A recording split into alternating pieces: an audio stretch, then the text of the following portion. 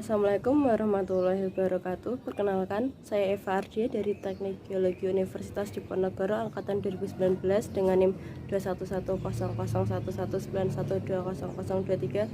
Di sini saya akan menjelaskan sedikit tentang ichnofosil.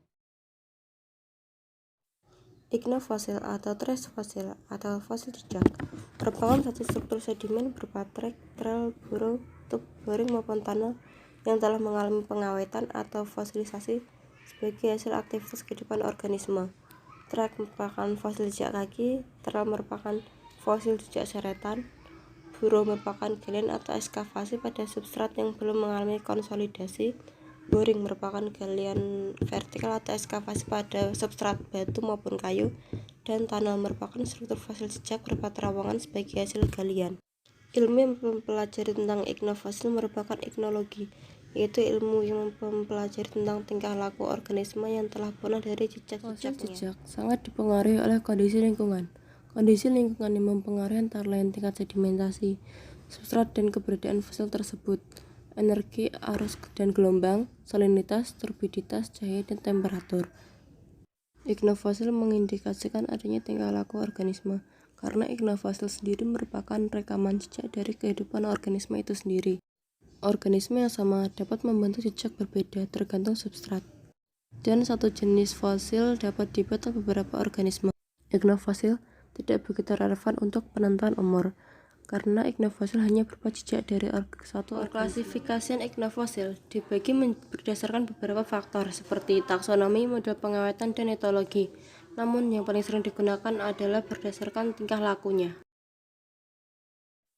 Pengklasifikasian berdasarkan tingkah laku dibedakan menjadi antara lain Revicenia, Cubicenia, Fuchsnia, Dimicenia, Vaudinisnia, Agrigenia, dan Passagenia. Revicenia merupakan jejak yang berpindah-pindah dari satu tempat ke tempat yang lain. Revicenia biasanya berbentuk jejak yang relatif lurus atau melengkung dan terdapat pada permukaan substrat.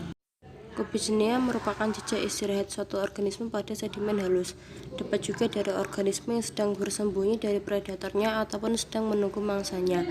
Biasanya Cubicenia terdapat pada substrat sedimen halus. Fuchsnia merupakan jejak yang dihasilkan dari organisme yang sedang lari akibat adanya sedimentasi mendadak seperti arus turbidit.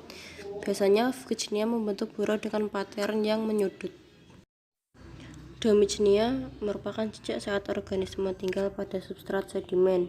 Biasanya dilakukan oleh hewan yang hidup secara infaunal.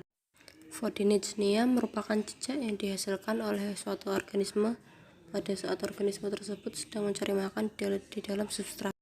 Vaudinisnia biasanya terbentuk di dalam substrat sedimen. Agrigenia merupakan jejak organisme pada saat organisme tersebut sedang membuat perangkap makanan untuk menangkap mangsanya.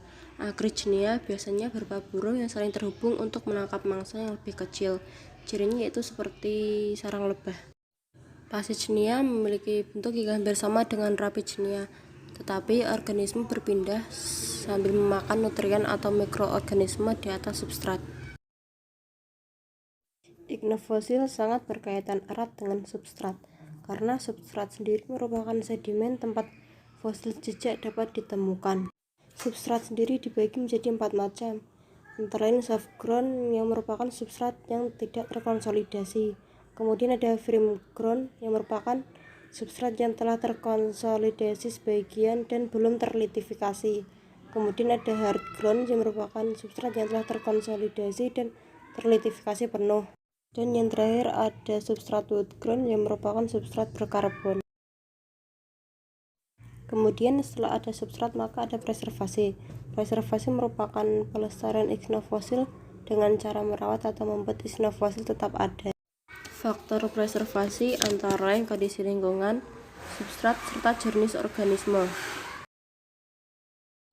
Tempat preservasi dibagi menjadi 4 bagian, yaitu epirelief yang merupakan tempat preservasi pada bagian atas lapisan, kemudian ada full relief atau tempat preservasi pada tubuh lapisan, kemudian semi relief yang merupakan tempat preservasi pada batas lapisan, dan hiporelief yang merupakan tempat preservasi pada bawah lapisan.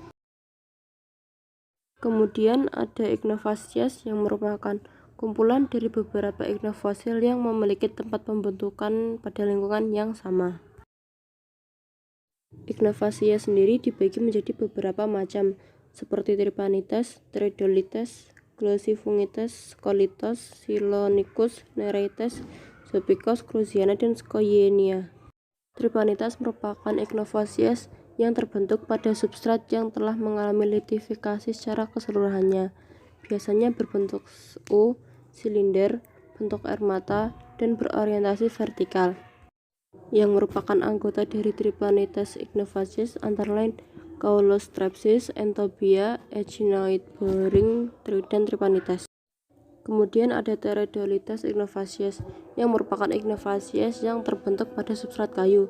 Biasanya Pteridolites ini diproduksi oleh organisme laut seperti Pteridid dan cacing kapal modern.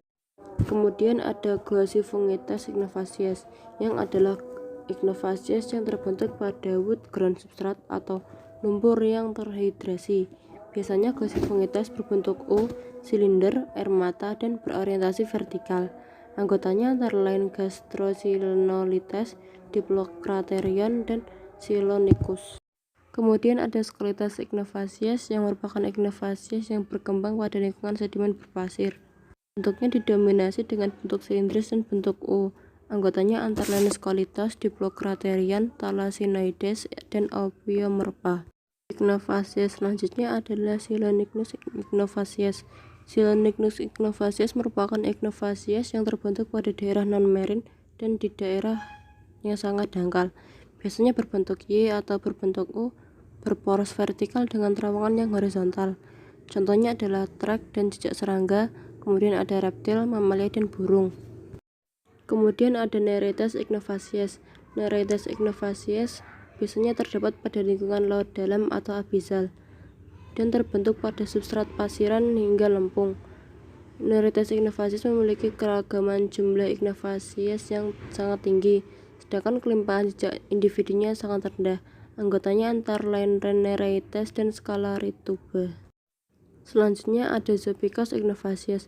Zopicus Ichnofacies biasanya terdapat pada lingkungan laut dalam atau batial dengan air yang tenang, kemudian tidak dipengaruhi oleh gelombang dan kadar oksigen rendah serta dasar yang berlumpur. Zopicus Ichnofacies ditandai dengan jejak yang sederhana hingga yang kompleks dan didominasi dengan jenis yang horizontal. Anggota dari Zopicus Ichnofacies antara lain Siropiton, Zopicus, dan Psicocyphon. Ichnofacies selanjutnya adalah Cruziana Ichnofacies. Cruziana Ichnofacies merupakan Ichnofacies yang terdapat pada laut dangkal, namun lebih dalam dari Scolitos, yang pada sekitar subtidal zone dan sangat dipengaruhi oleh gelombang. Bentuknya dapat berupa horizontal maupun vertikal. Cruziana Ichnofacies mengindikasikan sedimen yang lunak dan halus, dengan sertasi yang baik pada arus yang sedang. Anggota dari Cruziana Ichnofacies sendiri antara lain Russopicus, Cruziana, dan Rhizocorallium. Ichnofacies yang terakhir adalah Scoia'nea Ichnofacies. Scoia'nea Ichnofacies memiliki keragaman ichnofosil yang rendah.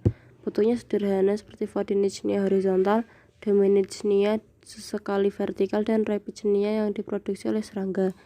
Jejak yang diawetkan terdapat pada fluvial dan endapan danau sedimen, kemudian sering dijumpai pada daerah danau dan pasir.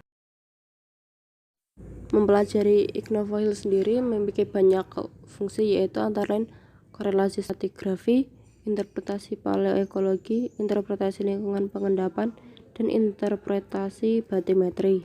Namun ichnofosil tidak dapat digunakan untuk penentuan umur satu fosil, karena ichnofosil hanya berupa fosil jejak yang tidak menunjukkan adanya organisme tersebut, sehingga tidak relevan apabila digunakan untuk penentuan umur suatu fosil. Demikian sedikit penjelasan dari saya. Akhir kata saya ucapkan terima kasih dan mohon maaf sebesar-besarnya apabila terdapat banyak kesalahan. Assalamualaikum warahmatullahi wabarakatuh.